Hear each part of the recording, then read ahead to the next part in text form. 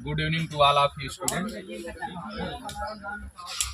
आज हम सभी लोग यहाँ आए हैं तो हम लोगों का बस एक ही लक्ष्य होना चाहिए कि हम जिस कार्य के लिए आए हैं वो कार्य मेरा सफल होना चाहिए।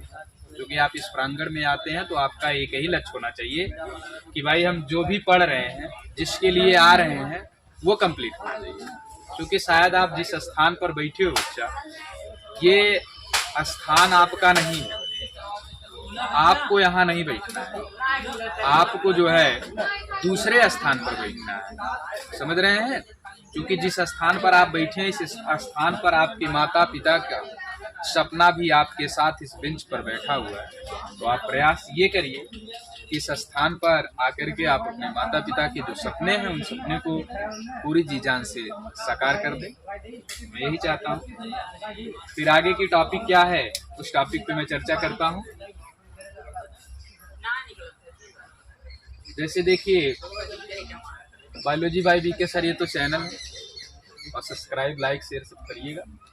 जैसा कि मैं जीव विज्ञान आपको पढ़ा रहा हूँ और उस जीव विज्ञान की पहली टॉपिक क्या है? कोशिका। क्या है? कोशिका, जिसे क्या कहते हैं? इंग्लिश में कहते हैं सेल। ठीक है। अब देखिए जो है ये प्राणियों की सबसे छोटी या सूक्ष्म, प्राणियों की सबसे छोटी या सूक्ष्म इकाई को क्या कहा जाता है? कोशिका कहा जाता है। या आप कह सकते हैं प्राणियों की संरचनात्मक और क्रियात्मक इकाई को क्या कहते हैं? कोशिका कहते हैं। तो संरचनात्मक इकाई क्या होता है और क्रियात्मक इकाई क्या होता है? संरचनात्मक मतलब होता है संरचना, संरचना का मतलब होता है कि आपके शरीर के जो ढांचे बने हुए हैं उसे कहा जाता है संरचना, और वो ढांचे कंकाल से बनते हैं। क्रियात्मक, क्रियात्मक का मतलब है कि आपके शरीर के अंदर होने वाली क्रियाएं, क्या क्या क्रियाएं आपके शरीर के अंदर होती है, जैसे श्वसन करना है, पाचन करना है, अवशोषण करना है, स्वांगीकरण करना है, विभिन्न प्रकार की जो क्रियाएं होती हैं उसे कहा जाता है क्रियाएं। इसीलिए कहा गया प्राणियों की संरचना और प्राणियों का जो क्रिया हो रहा है उसी को क्या कहा जाता है? कोशिका।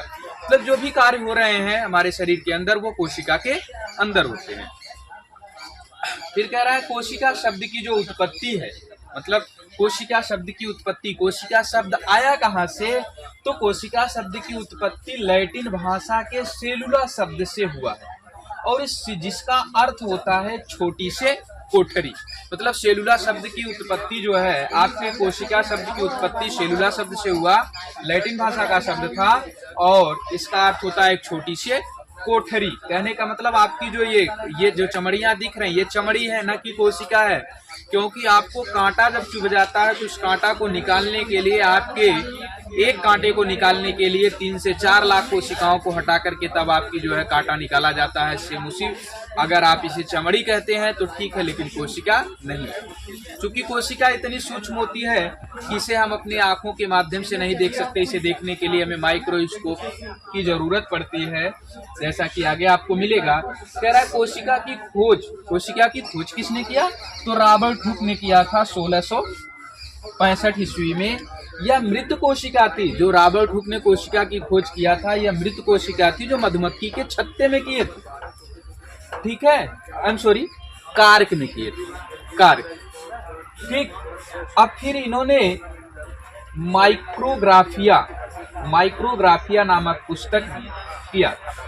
माइक्रोग्राफिया कहने का मतलब है कि यह जो सेलुला शब्द लैटिन भाषा से आया जिसका अर्थ होता है छोटी सी कोठरी, उसी का अध्ययन इन्होंने एक माइक्रोग्राफिया, मैंने बताया कि इसे देखने के लिए माइक्रो सूक्ष्मदर्शी यंत्र का प्रयोग किया जाता है, जिससे माइक्रोग्राफिया पुस्तक में इन्होंने अपना अध्ययन किया था।